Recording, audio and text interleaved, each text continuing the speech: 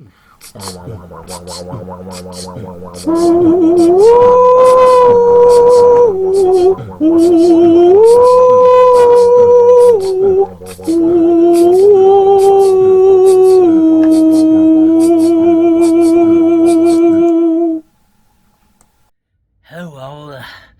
I've heard rumor that the rare, elusive Death Toilet 5 screener copy is located nearby. Wait. Did you hear that? Let's go check. Oh my gosh. Look.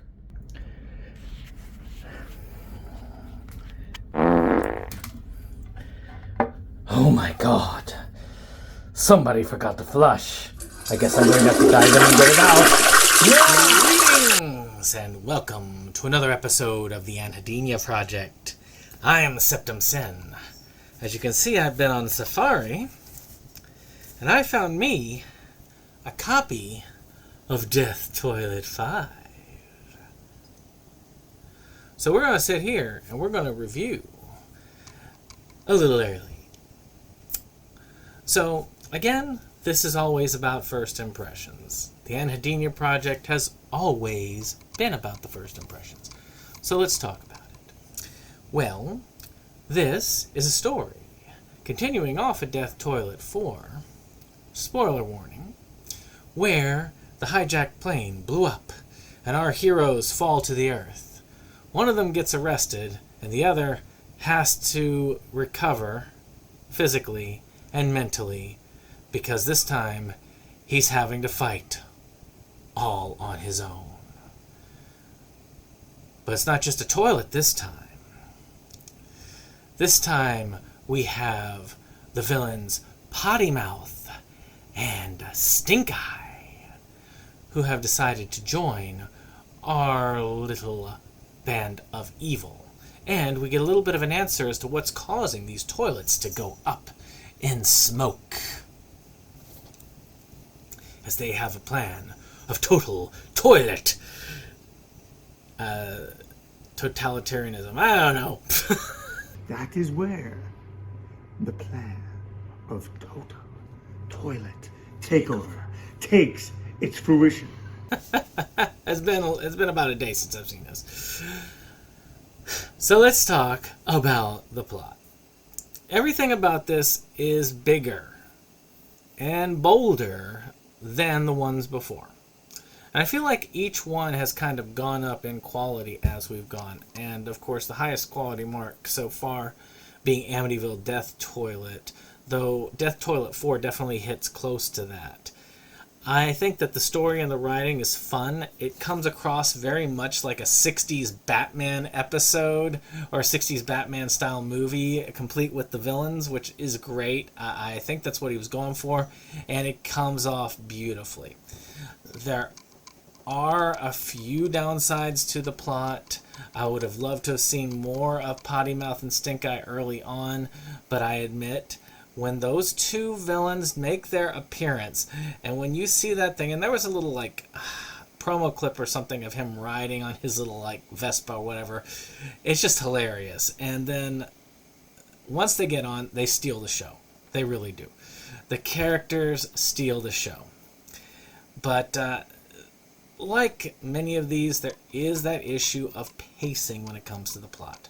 I don't really think that it's a big issue. I mean, we're talking nitpicking here. But I do think that it is a little bit of an issue. Sometimes scenes go a little bit longer than they were welcome to, but they don't outlive their welcome too long. There is a lot of toilet humor, and I mean that literally. So if you don't like toilet or fart-based puns, you probably don't like it. If you don't like farts, you're probably not going to like this. But otherwise, plot is really good. Character design is really good. Always glad to see the late Isaac back in the movie, back on the screen. It's great. I'm glad to have seen him again. And literally, it is entertaining most of the time. So let's talk about acting. I mean, it's a micro-budget film. But as far as, if I compare it to the other Death Toilet movies, I really do feel that many of the people who are acting in this are getting in their stride. The cast is much larger than I've seen in previous Death Toilet movies. I feel like it's definitely growing in quality as we go on, and that includes the acting. There's not a ton of wooden acting in this. Here to perform the Oscar-nominated, gorgeously empowering song, Let It Go, from the Oscar-winning animated movie Frozen, please welcome the wickedly talented one and only Adele Dazeem. It's reasonably fun. I really enjoy when they're acting out these characters because I really feel like there's a lot of fun behind it. And when you see an actor having fun with a role, it always improves the role most of the time. But in this case, definitely improves the role. So acting, not a problem. Does very well for what it is. I think hits it on the head. Now, production design. A lot of cool stuff production design wise. I really did enjoy this. I thought that this was just fun in general. I thought that the production cost must have gone through the roof compared to the previous ones. You had multiple set locations. You had some very elaborate costumes for Potty Mouth especially. And I mean, I know people, if this ever gets big, if this fourth and fifth get big, there's going to have to be some Potty Mouth cosplayers when it comes to these cons. I'm talking to you, Mo. You get yourself a Potty Mouth costume for this Halloween and just come on out as him this time. I mean, I think it's going to be hilarious. It's going to be great. Let's get dangerous. In general, I really did like the costume design. I liked all of the different areas. I mean, you had hospital, you had jail, and in a normal movie set piece, I might not give it as much credit for that, but we're talking, again, micro-budget scene, so having that many locations is quite impressive. I thought it was very fun. You can tell definitely there was much more of a budget here, or at least more goodwill at work. So then we come to the music. So I'm going to actually show right here. We've got some bands and some of the music because the music was really good. I'd hoped that some of this would have been written for it so I could put it forward for original score, but alas, no. Still, I really did enjoy it. I really did enjoy the music for this.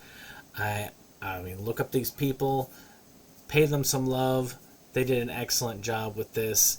The rest of the music, also pretty good. I mean, there's a bit of overuse of the fart sound effect and so on, but I mean, what do you want from this? So overall, who is this for? Well, if you're an Evan Jacobs fan, this is a no-brainer for you. You're going to want to watch this film. This is going to be your jam. You're going to want to watch it. You're going to enjoy it. If you are a Death Toilet fan, you will love this film. If you are a serious horror fan, why are you watching a movie about a death toilet? I mean, really. You got to re-examine your ability to identify the movies you like. It's not big budget. It's low budget. It's campy, but it's fun. And if those things sound like a good combination for you, I think you're great for this film. Especially if you've watched a lot of the previous ones, because any hang-ups I have on the pacing, you'll already be used to that stuff, so it won't bother you. Well, this has been the Anhedenia Project with SeptumSin versus the world. And we'll see you on the next one. Bye-bye.